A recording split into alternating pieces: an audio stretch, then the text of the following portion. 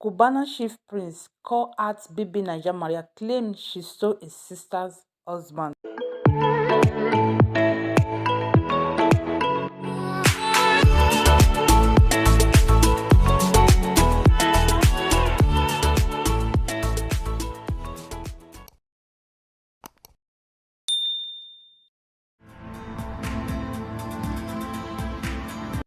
Yes, my wonderful people, I don't see come back again. They say they break everywhere, scatter, not be small matter.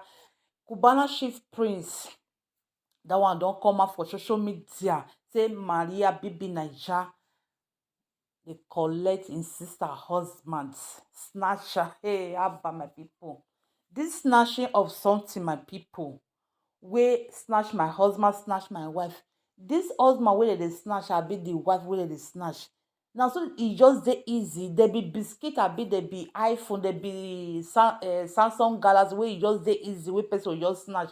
Well, my people, man wey e know himself na another woman fit collect, because man wey e know say he himself get wife and pikin for outside, is wey e know say he respect him wife and him children, whether pikin involve or e no involve. Man wey respect him wife, he can never do such thing. Him eye no go dey outside.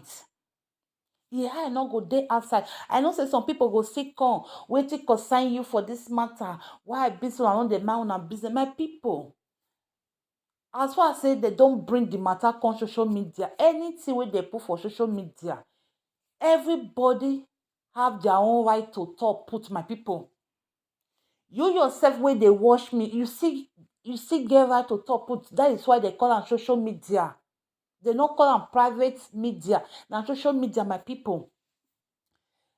Cubana chief prince, that one come and say, see wetin dey go on. Well, my people, all this matter wey dey go on, so me, I no go blame Maria, because na the man involved, na me go blame Kevin. Na that Kevin me go blame, because wey e know say he himself get wife and 2 kids for house, na he still get the right go dey date another woman for outside. That means that the man involved in question, my people, he no love this, he no love Cubana chief priest sister. He no love her. I wish the man love the wife. If we no even do this kind thing, if we no even let himself down so low like that. Some men just dey like that. Anything wey dey under skirt, they ready to shook their cassava put for inside. It's just a pity for real. All this snatching here and there. Now the Africa community, you dey person for the year all those snatching.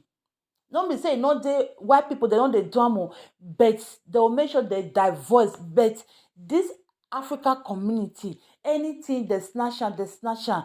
Abba, all these men, my people, as I talk before, now so it dey easy to snatch. Now man or woman wey know himself, na person fit snatch. Man wey know say he get wife for house, how he go so low like that, he go come give himself to another woman? That means that the woman wey dey house, he no love the woman. He just dey pretend dey follow the woman. Man wey know say he love him wife, he can never do such thing. He no go even look woman outside. He no go even look woman face for outside, because that him wife wey dey house, he vow am pass any other thing. Once man don start to dey shit, my people, no matter wetin you go do, because that shit don already dey the person blood. No matter fasting wey you go do, for you go dey do fasting here and there, it's better you just suffer quit that marriage before that person go die because of a marriage, go die because of depression. Because I no see the reason wey this Kevin will go upon no say definitely the lady in question, that is Cubana chief priest, they get money, my people. That means that money, you know, they owe marriage at all. You know, they owe marriage. I wish money they owe marriage. This Kevin wey we dey talk, so this Cubana chief priest sister, I believe say the man for she gon put for inside the marriage, because the family of the lady, they get money, my people. And Cubana himself, wey come bring the matter come out for social media, I no go even blame the guy. Why? Because he love his sister so much, and na person wey dey protective, that is he love him family so much. My people, I know say before he himself come carry the matter come out for social media, you know say the something don dey go on for underground which he never dey aware. And gist lover, the person wey dey operate gist lover for Instagram, my people, he even talk this thing which is last month, and people just kick against it. And see the something don happen now, my people. E don happen. And according to Cubana chief prince, my people, may I read wetin he himself talk. He say, how on earth will you threaten a married woman who has a male and female? My people, even say you get man or woman for man, pikin no dey owe any marriage.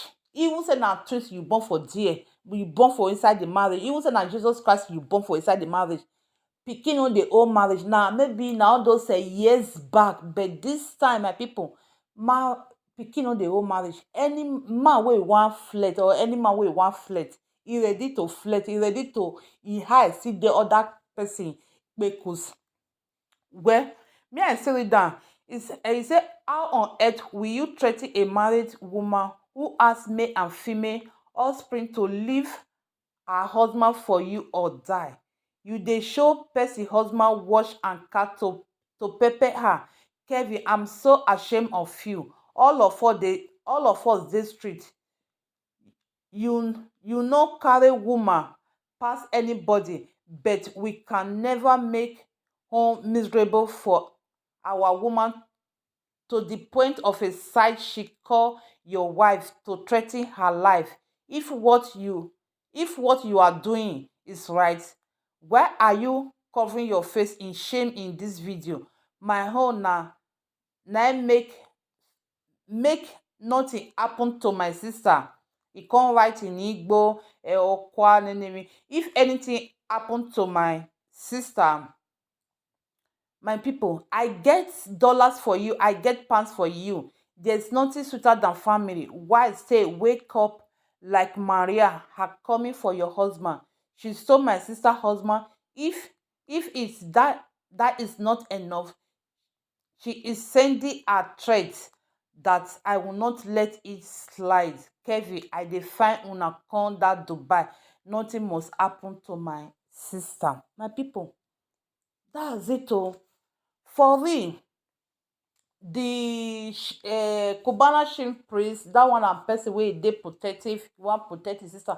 Nobody wey no love to protect him family, because no senior brother or even junior brother, he go even want, as well as his sister don marry, he go say, maybe that his sister husband go dey flirt around. Nobody go fit accept that kind of thing. But some men that their cassava, e no fit just stay one place. Make dem humble themselves as a decent man wey dem be. Some men, not all, some men are still dey decent. For some men dey wey dey decent, wey no matter the kpekus wey you open for them for public, they no even send. Na that their wife kpekus, they love one, they cherish and pass any other thing. My people, it's just a pity that why be say some our Nigerian men dey do this kind thing, wey you know say you get wife and pikin for house, go dey carry another woman. If they do am to your sister, you yourself, you go like am. If you know say that woman, they give you joy again, it's better you sign divorce letter. Una divorce is better than the woman go dey inside house dey cry, and you wey be lady wey still dey collect another person husband. Remember say what goes around comes around. Whatever you do to others, it must surely come back to that person. Because when you know say that man still get wife and pikin, never divorce, you want shook your head inside because now you find pass. You want go destroy happy home, my dear. Even say that person, the lady involved, no swear for you. The tears of that lady, it must surely answer the lady for real, my people. Because if man dey single, you are free to date that man. No be man wey get pikin and wife. Wetin you wan go get? But I don't know why some women, they are so desperate. They just love to dey shook their head inside marriage. And na the men wey still ready to load themselves for the night, make e still dey easy for them. I wish our married men and women, the way white people dey do am, maybe husband and wife, they go marry, after they wan do anything, they wan divorce, the man dey pay the wife and the child benefit and everything. I believe say some of our Nigerian men, they for not even dey flirt around, for real. They for not even dey flirt around at all, because all this husband snatcher here and there, all this situation here, my people, the only person why I blame for here na be Kevin. I no blame Maria. Why? Because why I say I no blame Maria, now let God know the kind lies wey he lie to Maria. If he tell Maria say he never marry, he never, or he don't marry, he don't divorce, now no say some men now so that they lie, they look for that kpekus now, so they will lie even and some go even say that now so their mama don't die, even maybe their mother still there alive just to get that thing. I blame the man for here, for real, Kevin, because the man no know the value of that him wife. He no know the value. I wish he know the value. He for no even do wetin he do. So he for just divorce from the wife. If you wan go carry 10 girlfriends, he's ready. No be say he go still get wife and pikin for house, still go dey flirt around. Men wey dey do that kind thing, remember say you still get sister. Tomorrow you still born female. They say what goes around comes around. If the something don dey happen, no fit say na winch for the village. They say wetin person sow, e must surely reap. That is the law of karma. It's real, my people. Well, my wonderful people out there, let me leave you guys. What do you think? Leave your comment in the comment section down below, and God bless you. Remain blessed. Please don't forget to share this video, like, and also share with others. God bless you and remain blessed. Bye.